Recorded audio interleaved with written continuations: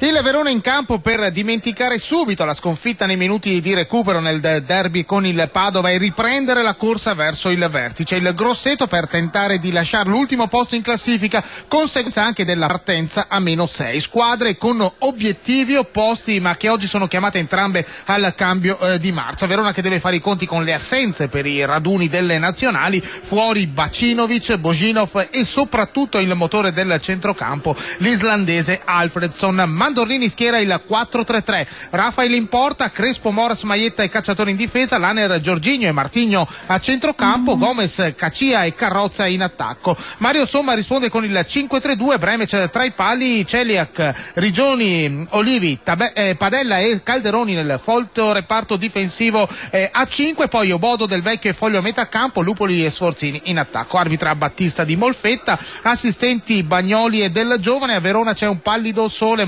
clima molto variabile, circa 18 gradi, il terreno di gioco è in discrete condizioni, ci sono almeno 13-14 mila spettatori, un gruppo di una trentina di sostenitori toscani. Studio Cacia, Verona in vantaggio al 33esimo minuto, è scattato sul filo del fuorigioco Cacia, 33esimo, Verona 1, Grosseto 0. A te. Attenzione, c'è l'Ascoli in vantaggio ad Empoli, dunque Empoli 0, Ascoli 1, il marcatore Zazza per gli ospiti al 35esimo. Vai Verona. E qui siamo al 35esimo, il risultato è cambiato, Verona 1, Grosseto 0, il gol al 33esimo, una palla in verticale perfetta di Martigno in area, Cacia al solito è riuscito a partire sul filo del fuorigioco, la finta per sbilanciare Bremec, Cacia è riuscito a superare anche il portiere, poi con il destro ha messo in rete praticamente a porta vuota. Il Verona è riuscito per la prima volta a trovare un po' di spazio nella difesa avversaria e subito Cacia al sesto centro stagionale è riuscito a sbloccare il risultato. Siamo entrati nel 36esimo minuto, Verona 1, Grosseto 0, linea La Spezia. 2-0 del Verona, gol al 38esimo ancora di Cacia, Verona 2, Grosseto 0. E a Verona siamo al 40esimo minuto, al 38esimo il raddoppio della squadra di casa ancora di Cacia, autore anche oggi di una doppietta. C'è stato un traversone da sinistra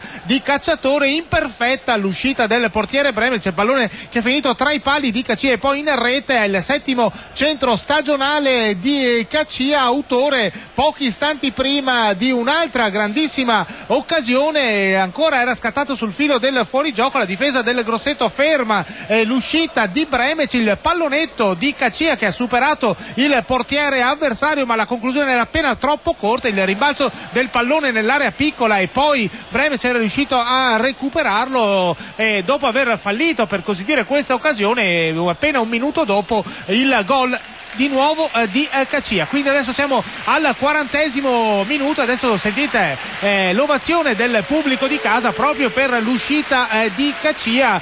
Sta entrando Cocco, quindi 41esimo minuto, Verona 2, Grosseto 0, linea La Spezia. Sentiamo a Verona, adesso, finito anche a Verona 2, Grosseto 0. Sì, 2 gol del bomber Daniele Cacia, uno per tempo. Il Verona dopo la sconfitta nel derby con il Padova torna alla vittoria e si porta al secondo posto in classifica in attesa del posticipo di stasera tra Reggina e Livorno. Bella la prova della squadra di Mandorlini, bisogna dire però che il Grosseto è rimasto in partita fino al 2-0, anzi pochi istanti prima del raddoppio di Cacia Sforzini ha mandato a lato un colpo di testa al centro area, un colpo di testa solo da centro area, un'occasione grandissima per il pareggio. Poi Cacia, freddissimo come al solito, ha messo dentro il 2-0, partita finita tra le tensioni. Un accenno di rissa nel tunnel che porta negli spogliatoi mi è parso tra Maietta e Sforzini. Quindi Verona batte Grosseto 2-0, linea allo studio.